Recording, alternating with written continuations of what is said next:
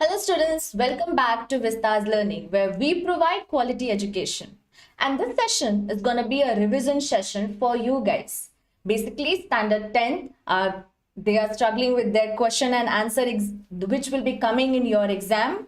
So we are there to help you out with your question and answer which might come in your exam. Basic questions. The first chapter we have completed, which carries a good weightage, which can come in your exam, question and answer, plus MCQ question also we have solved. Moving towards the second chapter, which is, that political science deals with the country itself. So chapter 2 deals with Indian foreign policy. Revisions are going. So I have brought MCQ question as well as question and answer. So these two parts are there in this session. MCQ questions and question and answer. This chapter contains less weightage and few questions from MCQ can come in your exam. And also few short answer type questions also can come in your exam. So let's start today's class and let's deal with this question and answer session. First question, as you see in your screen, which is second SARS conference in our state, where it was held. First option, Belgavi. Second, Mysore. Third, Bangalore. And fourth, Devanagari. Okay, so these four options are there. You have to guess that where it was held. Although you have gone through your book, you have understood that where the SARS conference was held. Now, as you remember the answer, you might go with option number C, isn't it? It's Bangalore. You have to remember the answers also. Then how will you score marks in your exam? Definitely you will learn the options. You will have to learn the answer. Options might change, but answer will never change. You know that, isn't it? So the second question contains, who fought against apartheid in South Africa?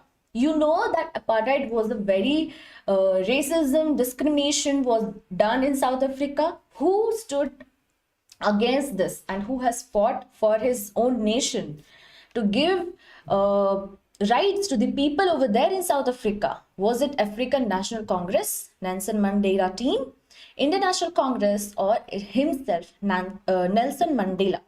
Option number D, Nelson Mandela. So I won't take much time. If you want to guess your answer, pause it then and there only and guess it. We'll see that how far you can go to the answer side.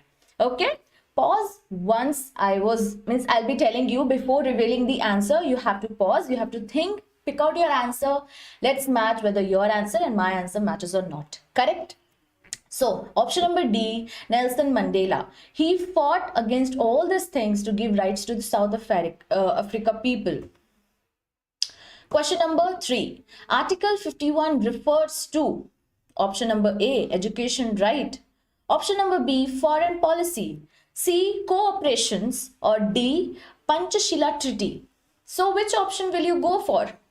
Okay, basically you have to guess this and you have to tell me the answer. Comment down below if you know this answer. If you don't know, wait for the options. Means wait for my answer. So which is the correct answer? Any guesses? You can write it down. So here it is. Option number B, foreign policy.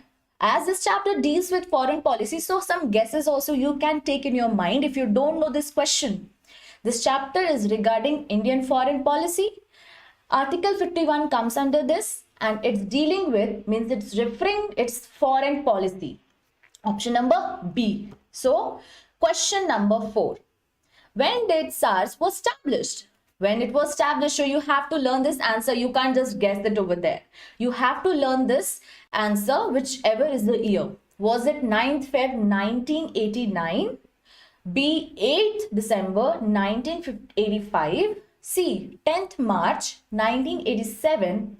Or is it D, 10th December 1986? Which option will be correct?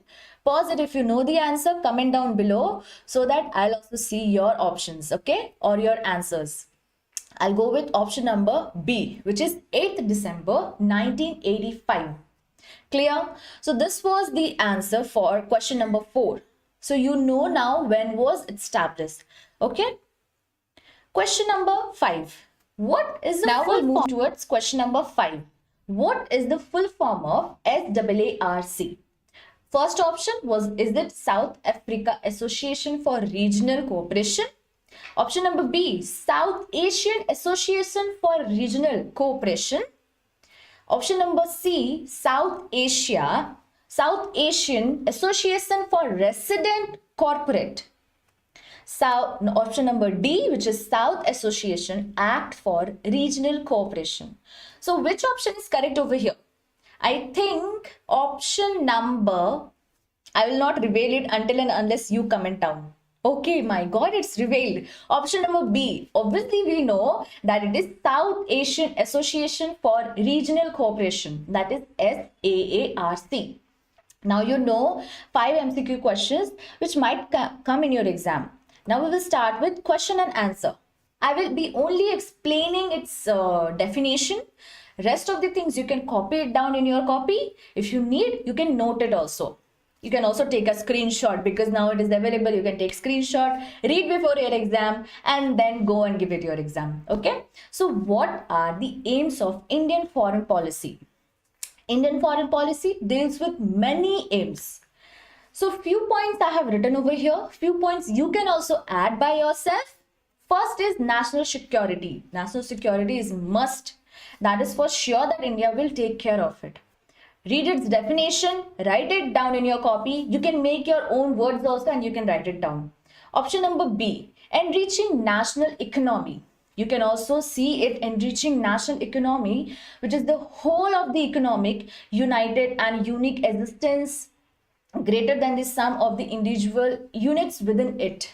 What Indian has achieved and reaching, what national economy does it carry, has it, how many heights they have reached. So all this appreciation, how the economy are running in India, you can write it over there.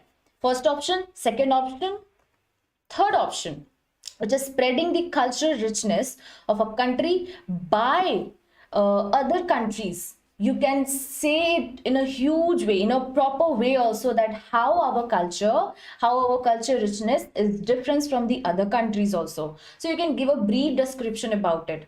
By increasing the numbers of friendly countries and check the power of enemy countries. We can also say about how our India is dealing with the countries, how we are bringing friendship towards the other countries and the other people are loving us.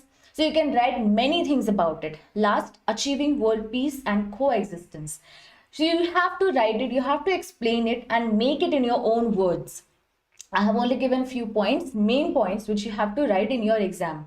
Achieving world peace, you can say all the existence of Indian contribution, spreading all the love. So all these things, friendly in nature. We don't discriminate between other people coming from foreign. We don't see, so the world peace are maintained over here in India. Although diversity are in a huge form, we also say that India has a huge diversity, isn't it? So you can write in your own words and say it, that achieving world peace and coexistence. Clear? Question number 2. Why does India advocates disarmament as the need of the world? Discuss. So first of all, it's disarmament means reducing the weapons in India. Okay, so the weapons are there, many weapons, so that if any enemy attacks, we can also give a proper response to it. Clear? So why it is so important to reduce those weapons? Why? We have to discuss in this. First of all, you know now what is the meaning of disarmament. Means eliminating all or few of the weapons.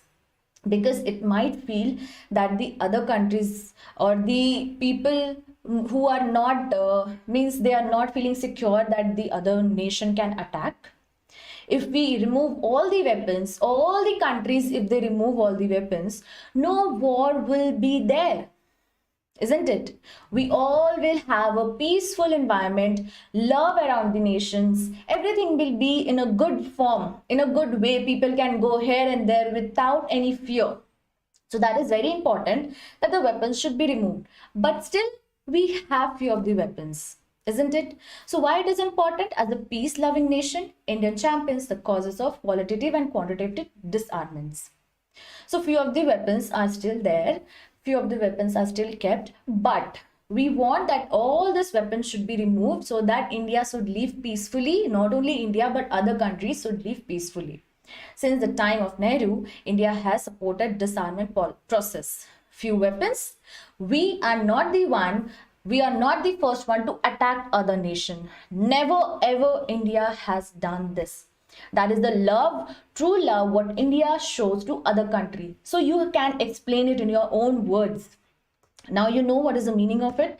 So before answering any question, make sure that you know the keywords or the meaning of that question. Then only you can answer it. So few more points I have written it down. Now, because of this, we can find that Indians and other people can bring love towards it. No fight, nothing. So total disarmament cannot be achieved. We all know, because every nation requires her own defense force. Every nation has their own defense force. They are ready. They are always ready to fight. If any other nation will attack, then only, not by themselves. Okay? As there is heavy competition in manufacturing and stocking arms and ammunitions, there is rare among many nations that the Third World War may take place by such competitions. Few competitions are going on, all these armies, all these weapons, all these grenades and all. Because of all these weapons, they assume that might be World War III might take place. So they are keeping their own weapons by themselves. Okay, that is why Indian champions the cause of disarmament as very important for the present day world. Because of all this, India has decided that we will have only few weapons, not all the weapons, because we want to show love towards the people, that fight is not an option. Okay, an Indian, being peace loving country, advocates for the reduction and of arms qualitatively as well as quantitatively. So that is the reason why India advocates that the weapons should be reduced. Clear? So these are the reason. You have to discuss the reason why India is advocating for the disarmaments of the weapons. Clear? Question number 3. Write a note on anti-apartheid policy. We know that what is apartheid, where did it took place, and what was the reason behind it, and who has fought for it. You have learned in your chapter itself, isn't it?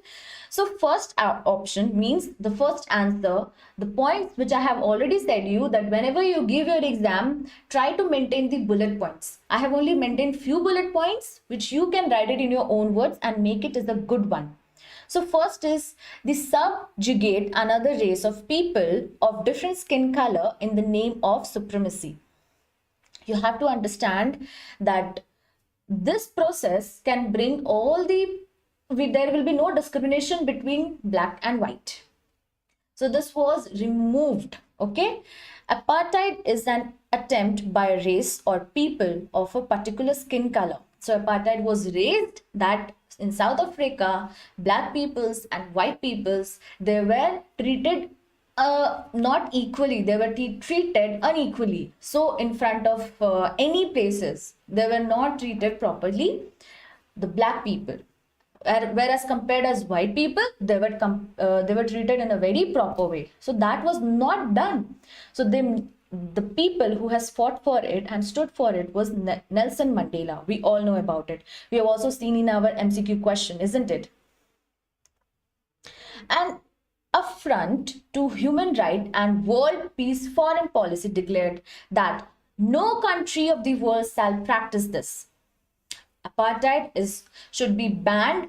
No discrimination between black and white. So with that short word, you can understand that apartheid means discrimination between black and white. Clear? So that action was taken by the government, by the foreign policy. Okay. So India declared its support to Nelson Mandela, who were opposing apartheid in their country.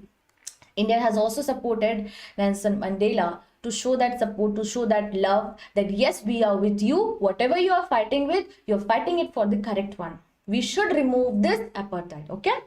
The minorities, white people, were ruling the majority of black people in South Africa. So that was the reason why this fight, or you can say this took place. Question number 4. Apartheid is against humanism. It is true that it is against humanism. How do you sustain this statement? Now you have to sustain this statement with heavy words. Clear? Option number, the bullet points which I have maintained, the number 1 is apartheid was a system of racial segregation in South Africa enforced through legislation by the National Party. It was enforced, brought in rule by the national parties, means it was done purposefully. The apartheid system was particularly oppressive for the black because they were forbidden for living in white areas. They were not allowed in white areas where white people used to stay. They were not allowed to get in also. So that was really a big discrimination. They could work in white areas only if they had a permit. Train, buses, taxis, hotel, hospitals, schools and colleges, libraries, cinema hall, theater, beaches, swimming pool, public toilet were all separate for the white and black. Can you assume how big discrimination this was? People today living in India have no such kind of discrimination, isn't it? That is why India has supported Nelson Mandela for this, that this should be removed. Okay, this was called segregation, means separating, okay, separating black and white people. So what do we see for the D number bullet point? Answer from your side. They could not even visit the church where the white worshipped. If the whites are worshipping in those churches, they were not allowed to go in. That was the racism which was done by the people over there, white people, because they were ruling at that time. Black could not form association or protest against terrible situation. So it is of no doubt to say apartheid is against humanism. Clear? Apartheid means whatever I said. Just remember that word. If this question comes in your exam, you can answer it properly. Giving bullet points, write it in a form of bullet points A, B, C, D, and you will get your answer. If it contains 4 marks, 2 marks or 3 marks, according to that, give your opinion, okay? Because you have to discuss it, not copying it by your own book and writing it down in your answer sheet. You have to maintain your own answers. Racism or apartheid presided for a long time in the world in spite of many reforms. It was there. Still it was there, although it was removed. Nelson Mandela has fought for it, but still it was there inside their brain, isn't it? So we can understand by this that few people are there in many countries where they still fight for this racism. We cannot stand, and we have also understood this chapter, isn't it? The question and answers have cleared. Write in your own words. Try to write in your own words, but not unprofessionally, okay? Write it in a proper way so that the teacher, while reading it, they should get inspire. Wow, this answer is so superior. Written by whom? I don't know, but this answer is very good, properly explained. So for that, you have to see the question, read it twice, thrice, how many times if you want, because the question which comes in your exam are the same questions which are there in your book, but what the teacher does, they twist it and write it in your question paper so that your minds get tricked. But for that, you have to read your question 2 to 3 times for understanding, okay, this is the question I have seen in my book and I also remember the answer. They will not give outside from your book, they will always give inside from your book. So just catch those words and try to write your answer. All those solutions are cleared, all those multiple choice are also clear. Now you can do it by yourself. You can also comment down your answers while solving the MCQ questions. It will be very helpful for you guys to understand the MCQ and as well as question and answer. Write the main points, whatever have I given, include more words to it, more sentence to it, so that your answers will be beautiful. I'll meet you next time with another chapter, might be your chapter number 3, which contains according to the weightage which might come in your exam. Those questions might come and I'll bring those questions. Clear? I'll meet you next time. Share this video with your friends. Until then, take care and bye.